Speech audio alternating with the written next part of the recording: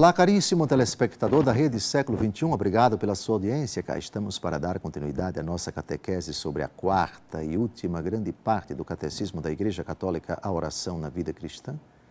Programa sob a responsabilidade do Ordinariado Militar do Brasil. A oração na vida da Igreja, no Novo Testamento, ou seja, tudo o que se refere à oração desde Pentecostes até o último livro do Novo Testamento, que é o último livro da Bíblia, o Apocalipse de São João.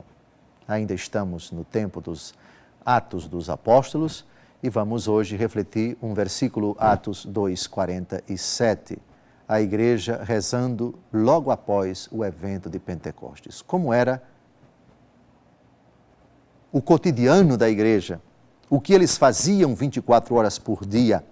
Vimos no programa anterior que eles, unidos de coração, frequentavam todos os dias o templo, partiam o pão nas casas, tomavam o alimento com alegria e singeleza de coração. E agora, um outro detalhe, continuando esse versículo 46 que comentamos ontem, vejam o que se segue. Louvando a Deus e cativando a simpatia de todo o povo, e o Senhor, cada dia, lhes ajuntava outros que estavam a caminho da salvação. O que chamava a atenção dos outros? Que pagãos que eram, ou judeus convictos que eram, ou não tão convictos, que acabavam se tornando cristãos. O que os outros de fora viam nos cristãos, tão poucos,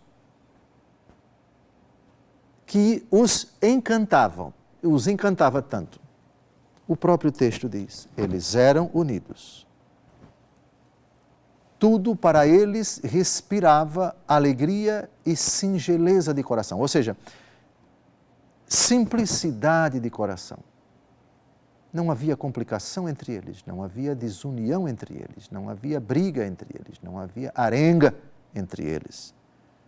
Eles partilhavam tudo e, versículo de hoje, louvavam a Deus.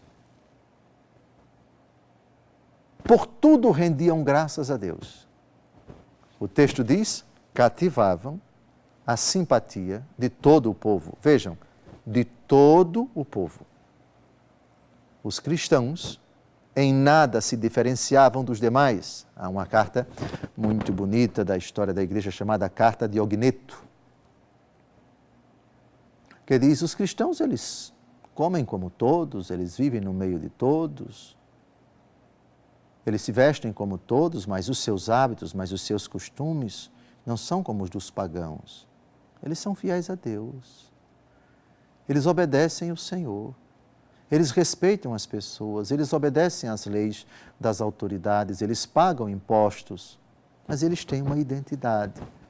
Eles não ofendem ninguém, não falam mal de ninguém. Essas características despertavam, primeiro, a curiosidade do povo e depois a simpatia. Simpatia ainda não é conversão, mas é um passo importante. Daí se fala os que sentem simpatia pelos outros, daí se fala de simpatizantes. O que são os simpatizantes? Aqueles que são sérios candidatos a catecúmenos, ou seja, candidatos a receberem o batismo, candidatos a se tornarem cristãos. E assim a igreja vai aumentando não só sua credibilidade, mas também o seu número de membros. E o Senhor cada dia lhes ajuntava outros que estavam a caminho da salvação. Outra tradução, daqueles que eram salvos.